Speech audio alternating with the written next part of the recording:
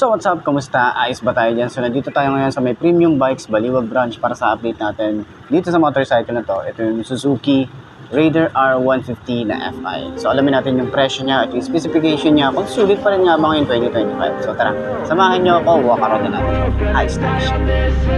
Be ready to fight and be ready to kill.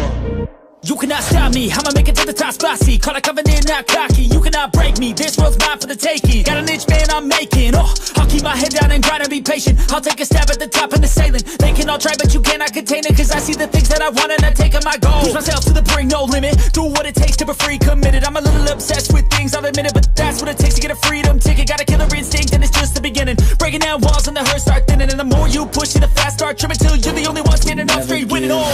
No, we never sit still. It's time to stand up, time to take the red pill. To make this our world, gonna die on this hill. Be ready to fight and be ready to kill. We never give up, no, we never sit still. It's time to stand up, time to take the red pill. To make this our world, gonna die on this hill. Be ready to fight and be ready to kill.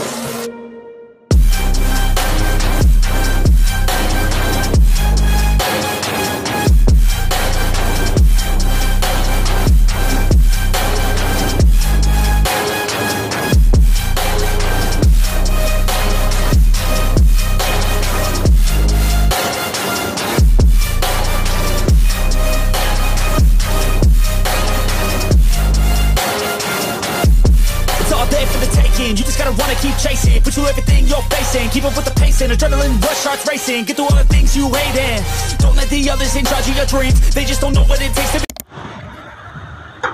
So yun nga mga best, no? Ngayon na lang ulit tayo nakapag-vlog nitong Suzuki Raider R150 na FI. So last time kasi meron tayong na-vlog dito na carb type. Tapos medyo mali yata yung presyo na naibigay natin. Pang FI yata yung nabigay natin.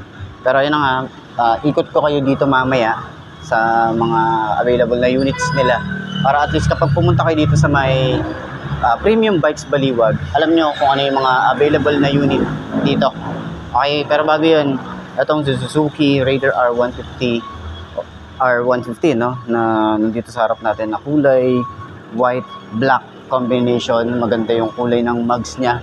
Then sabihin na natin talagang ito yung hyper underbone na sinasabi talaga nila. Kasi nakatatak na dito eh. Hyper underbone, di ba? So king of underbone, sabihin na natin na gano'n. So talagang alam niyo naman, yung quality nandyan, yung torque nandyan, yung speed nandito na sa motorcycle na to. Yung ganda ng specs, approve na approve. So, okay, side stand natin. Kaya para sa 5 to na kagaya ko, abot ba ng 5 to na kagaya ko? Or kagaya natin, di ba? Kung same height tayo at nagbabala ka na bumili ng motorcycle na pang beginner bike, pwede naman to na pang beginner bike. Basta ingat tayo sa daan kasi medyo malakas to. Kaya nga siya hyper underbone na. So medyo malakas to. So upuan na natin. Dami itong sat-sat eh. Yan, upuan natin. So yung ating position, magaan naman na siya. Tapos hindi rin tayo rito masyadong sub-sub. Yan, parang upright position pa rin tayo rito. Pero kapag medyo ano ka na, medyo tawag dito, medyo matangkad ka na, mga 5'6", 5'8", medyo nakaganong ka na. Okay, medyo nakapasubsob kung yung datingan mo or yung position mo. Pero ganyan, okay, manageable naman siya kahit sa 5 na nakagaya ko. Turning radius niya, saktuhan lang, hindi siya ganong kalawak. Yan. Yung shock niya sa harap, yan, sobrang ganda talaga ng shock ni Suzuki.